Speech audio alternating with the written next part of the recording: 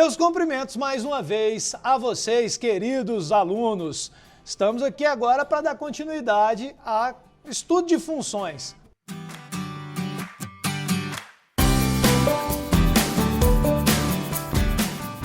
Mais especificamente, vamos agora pegar os tipos de funções, né?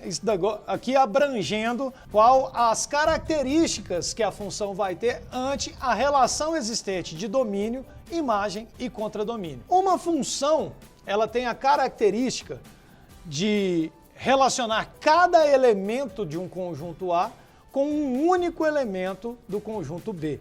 Cada elemento do domínio relaciona-se com um único elemento da imagem. As duas palavras-chave que você precisa de ter para a compreensão da injetividade de uma função são cada e única, pois cada domínio da função está relacionado a uma única imagem no contradomínio dessa função. Primeiro tipo de função que a gente vai analisar são as funções injetoras.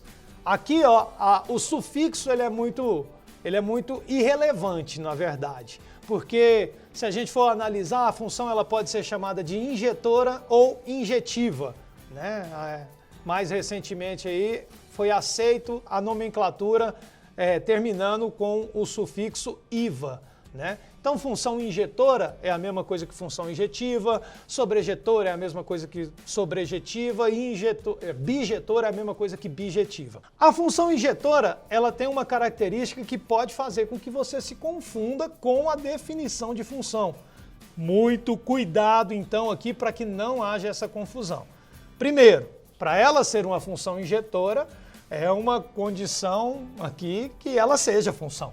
Claro, porque senão não é uma função injetora, né? Então, o fato dela ser função não indica que ela é injetiva ou injetora. Muito embora o fato dela ser injetora remete muito proximamente do fato de existir uma função. Explico por quê. A função injetora, ela vai ser qualquer função que o y pertencente ao conjunto B, qualquer, existe um x pertencente ao conjunto A, tal que o f de x é igual a y. Isso aqui a gente está colocando numa nomenclatura matemática, né? Utilizando-nos de termos matemáticos. Inclusive, um azinho maiúsculo de cabeça para baixo significa qualquer que seja. Então, para qualquer elemento y do conjunto B, esse ezinho aqui, mais reto, significa existe. Então, existe um x pertencente a A, tal que o f de x seja igual a y. Na prática, na forma de diagrama, o que isso quer dizer? Na forma de diagrama significa que você vai ter uma função em que cada elemento do seu contradomínio vai receber apenas um elemento da imagem ou do domínio, tá? Cada elemento aqui, será imagem de apenas um elemento do domínio. Essa é a função, a noção de função injetora. Muito cuidado para não confundir com a definição de função. Para ser função, todos os elementos aqui do conjunto A tem que estar partindo uma flechinha e apenas uma flechinha para o conjunto B.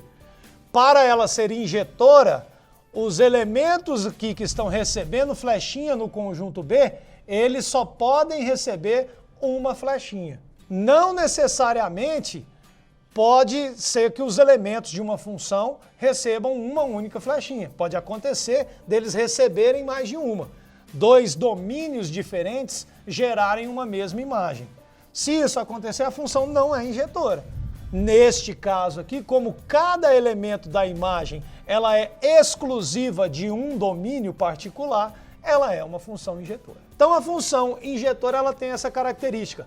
Cada imagem é imagem exclusiva de um único domínio.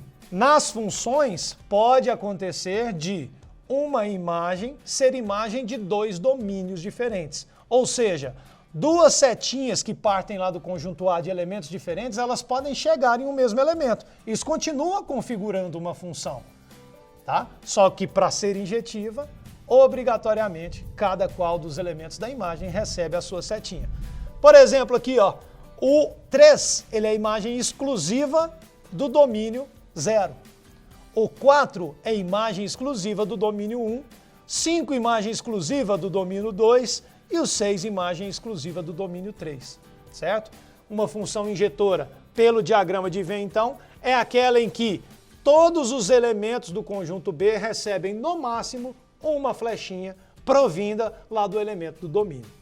Se a gente fosse analisar pelo gráfico a função injetora, pelo gráfico nós teríamos que a função vai ser injetora quando a gente traçar uma reta paralela ao eixo X, ela tocar o gráfico em, no máximo, um ponto. Uai, Peter, mas isso daí, ó, em outra aula eu lembro que eu vi você falando que quando a gente traça uma reta paralela ao eixo Y, se ela tocar em mais de um ponto, ela nem é função. Exatamente. Lá, para que seja função, a reta paralela tem que ser passada em relação ao eixo Y.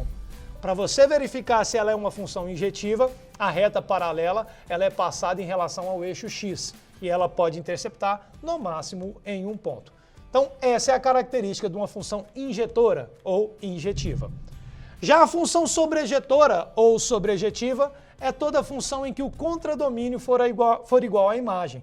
Então convém nós rememorarmos o que é contradomínio e o que é a imagem. O contradomínio é o conjunto que hospeda a imagem. É todo o conjunto, todos os elementos daquele conjunto que está recebendo a flechinha. Todos os elementos, inclusive aqueles que não recebem a flechinha. Já a imagem, ela é formada por todos os elementos que recebem a flechinha. Ou seja, são aquelas que têm uma correlação com o conjunto A, com o domínio da função. Para a função ser sobrejetora, então, todos os elementos do contradomínio tem que ter uma correlação com os elementos do domínio. Ou seja, a imagem formada obrigatoriamente vai possuir todos os elementos do contradomínio. A gente diz que são dois conjuntos iguais, né? Sempre a imagem está contida no contradomínio. No caso da função sobrejetora, além de estar contida, todos os elementos da imagem pertencem também ao contradomínio. Então aqui um exemplo, ó, uma função de C para D. Eu tenho dois domínios diferentes, ó. 2 e 3, está partindo a flechinha do 2 chegando no 5, partindo a flechinha do 3 e também chegando no 5. Tá? Por mais que o elemento 5 está recebendo duas flechinhas, o que eu estou importando não é com as flechinhas que estão vindo, eu estou importando é com todos os elementos do segundo conjunto receberem pelo menos uma flechinha. Se acontecer isso, significa que o contradomínio é igual à imagem, portanto, a função é sobrejetora. Peter, eu posso afirmar que tanto o exemplo 1 quanto o exemplo 2 são funções? Pode, meu bebê. Por que que você pode afirmar isso? Porque em ambas as situações, cada elemento do conjunto A se relaciona com um único elemento do conjunto B. Parte flechinha de todo mundo e partindo apenas uma delas para chegar no conjunto B.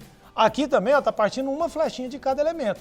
Tá certo que ela está chegando duas flechinhas no mesmo conjunto, mas o importante é de onde elas partem, não aonde elas chegam. Além da função injetora e da função sobrejetora, a gente também tem a função bijetora. Bi significa dois. Então ela tem duas jetividades, por assim dizer, né? Ela é injetora e sobrejetora simultaneamente. O que isso quer dizer? Que todo elemento da imagem vai ser imagem exclusiva de um único domínio e todos os elementos do contradomínio vão estar recebendo uma flechinha. Se essas duas condições forem satisfeitas numa mesma função, a gente diz que ela é uma função bijetora. Função bijetora, inclusive, pessoal, ela é uma correspondência biunívoca. O que significa uma correspondência biunívoca? Significa que você pode estabelecer uma função partindo de A para B, ou você pode achar uma função que parta de B e venha para A. Tá? É uma correspondência biunívoca entre os elementos dos conjuntos A e B. A gente vai usar muito esse camarada aqui, ó, as funções bijetoras ou bijetivas, inclusive para analisarmos as funções inversas, as funções compostas, dentre outras situações que são referentes às funções. Então, os três tipos de função estariam aqui. Na verdade, a gente ainda tem um. Pode ser que eu tenha uma função que ela não seja nem injetora e nem sobrejetora. Se ela não for nem injetora e nem sobrejetora, automaticamente ela não é bijetora. Precisa ser as duas ao mesmo tempo, tá? Então qualquer função você classifica com uma dessas 4 situações. Injetora, cada imagem tem a sua correspondência com um domínio exclusivo. Sobrejetora, contradomínio igual à imagem. Bijetora, as duas simultaneamente, ou nem injetora nem sobrejetora, que seria uma função, por exemplo, que receberia um elemento da imagem que receberia 2 setinhas e um outro elemento ficaria sem receber setinha. Se um elemento recebe 2 flechinhas, ela não é injetora. Se um elemento não recebeu ninguém, ela não é sobrejetora. Sendo assim, não tem condição de ser bijetora. Enfatizemos esse camarada que os nossos próximos conhecimentos serão trabalhados em cima desse tipo de função aqui, bijetora. Valeu demais sua companhia e até a próxima.